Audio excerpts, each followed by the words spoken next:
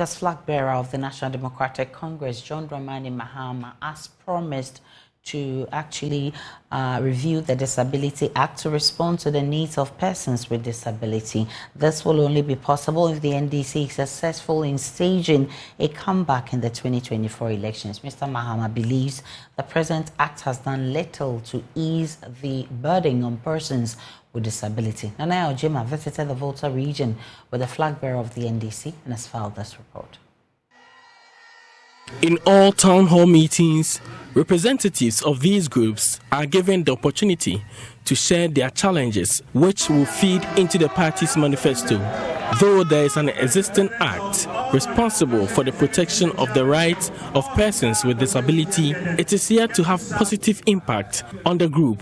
To them, access to public transportation and buildings remain a persistent challenge, though the Act prescribes accessibility of these areas. Flag bearer of the NDC, John Mahama, expressed worry about delay in implementation after a participant in a wheelchair was unable to access the platform at the hall. It is time to review the Disability Act. It was passed in 2006. And so we need to look at the Disability Act, look at the gaps in implementation. For instance, we presented this electronic wheelchair to our brother here. I can't see a ramp. Is it stairs over there? Stairs. What of there? Stairs or ramp? Steps. And so we gave him the new electronic wheelchair. But there's no way he could have come up here to even come and shake my hand. And that's why I had to get up and go and shake his hand down there. And yet the Disability Act says that all public facilities must be made disability friendly and must be accessible to persons with disability. And so we need to review that act and make sure that we enforce the provisions of the act so that they also can live a comfortable life.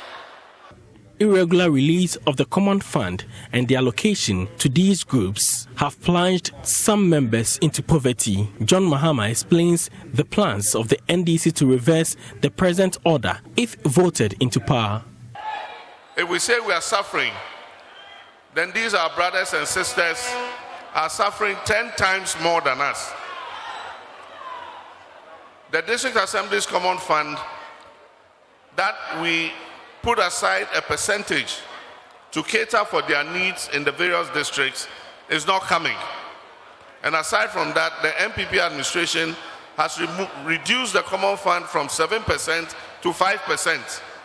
So the amount of money that they are entitled to is a percentage of the common fund. And so if you reduce it from 7 to 5, then it means the amount of money they are getting is less. And so aside from the fact that the money is less, the frequency too is not coming. The District Assembly Common Fund is not being released. And what is being released is very little because government has centralized most of the procurement.